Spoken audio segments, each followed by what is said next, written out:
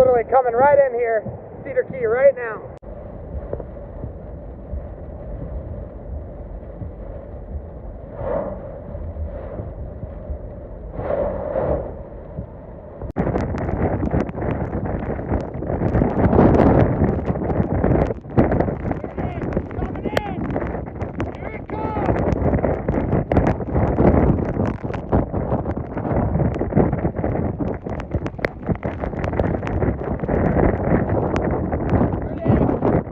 Portions of southeastern Georgia, much of coastal South Carolina, as the system is moving very, very slowly now off to the east-northeast at only about 3 miles per hour. You can see the center of the large circulation centered here just to the east of Savannah, near the border of South Carolina and Georgia, right along the immediate Atlantic coast. You can see the broad flow around Debby, bringing that tropical moisture, creating that heavy rainfall across portions of Georgia, South Carolina, now expanding up into North Carolina. And if we look at the radar loop, we can see those rain bands bringing that heavy rainfall. We've seen rainfall totals over 10 inches in portions of Georgia and South Carolina. Seen some substantial flooding, some rescues, some homes and businesses being inundated, which is unfortunately what we're going to continue to expect to see over the next couple of days. And that flooding threat is going to continue, especially in coastal portions of South Carolina, and transition up into southeastern North Carolina over the next couple of days as these heavy rain bands continue to bring that heavy rainfall into those areas.